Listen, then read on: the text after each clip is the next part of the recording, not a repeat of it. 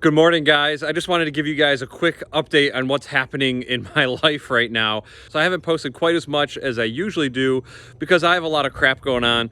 You can kind of see here behind me, there's my RAV4 up on jack stands because the local Toyota dealer could not work on this car. Huge pain in the butt. It was down there for 3 months and they did nothing to this car. So it's completely undrivable. I had to tow it home, cost me $100. The dealership refused to tow it. Toyota refused to tow it. Very, very frustrating experience. I mean, the car is under warranty. So a couple months ago, I released a video about this car not working. Turns out it seems like it's the contactors that are inside this Tesla battery pack, which is a common failure, but the local dealer couldn't do anything about it. So it's cost us a ton of money because my wife has been renting a car for the past like 3.5 months at like $300 a week or some crap. That rental car is scheduled to go back tomorrow on Tuesday. So I have a lot ahead of me. I will have a video coming out about this, but I pulled the battery pack out myself and I replaced the contactors.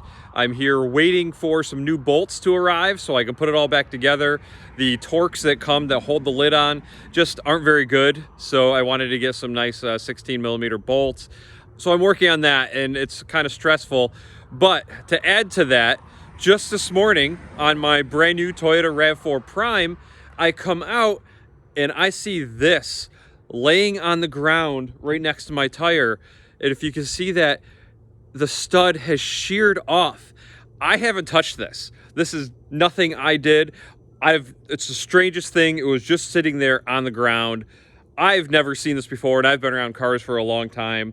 So I immediately called the Toyota dealer, the same one that I've had issues with this Rav4 EV, and they kind of hinted at that they don't know if it's going to be covered because they don't know how it happened. I'm like, I don't know how it happened either, but it's a 3-month-old car and you guys better take care of this. So then I went back and I checked all the rest of the lugs and they were all loose. I got my torque wrench out and I had to torque them all down.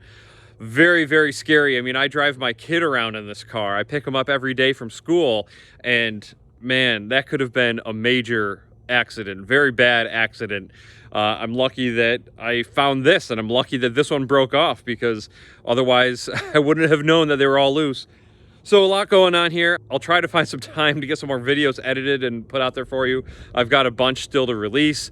But yeah, I've got a lot going on. It's been kind of stressful and I really hope I can get this Rav4 EV back up and running without Toyota and Tesla's help.